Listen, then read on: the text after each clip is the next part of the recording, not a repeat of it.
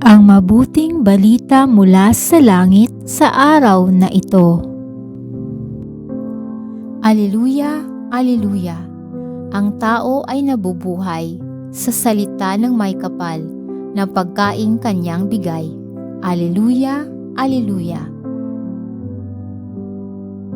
Ang mabuting balita ng Panginoon ayon kay San Juan. Pinupuri ka namin, Panginoong Hesukristo.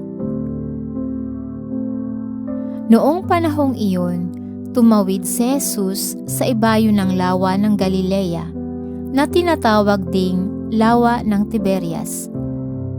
Sinundan siya ng napakaraming tao sapagkat nakita nila ang mga kababalaghang ginawa niya sa pagpapagaling sa mga may sakit. Umahon si Jesus sa burol kasama ang kanyang mga alagad at naupo roon. Malapit na noon ang pista ng Paskwa ng mga Hudyo.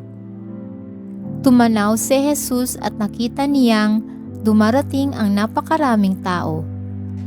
Tinanong niya si Felipe, "Saan tayo bibili ng tinapay upang makakain ang mga taong ito?" Sinabi niya ito para subukin si Felipe, sapagkat alam ni Jesus ang kanyang gagawin. Sumagot si Felipe, "Kahit na po halagang 200 dinaryong tinapay ang bilhin, ay di sasapat para makakain ng tigkakaunti ang mga tao."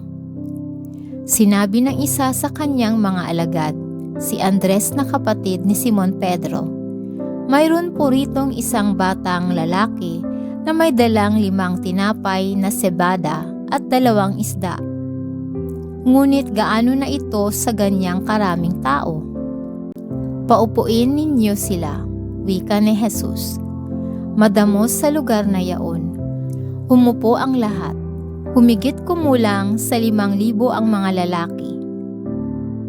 Kinuha ni Jesus ang tinapay at matapos magpasalamat sa Diyos ay ipinamahagi sa mga tao.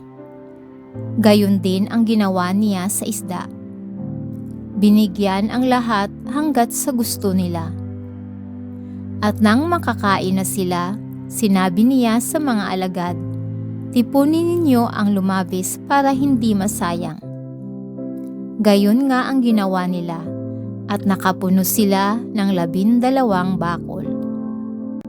Nang makita ng mga tao ang kababalaghang ginawa ni Jesus, sinabi nila, "Tunay na ito ang propetang paririto sa sanlibutan."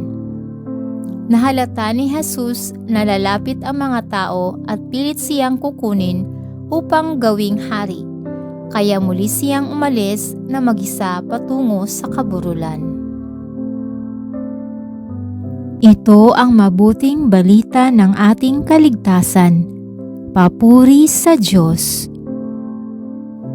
Maraming salamat po sa inyong tulong na maipalaganap ang mabuting balita ng Poong Jesus sa lahat ng mga Pilipino sa buong mundo.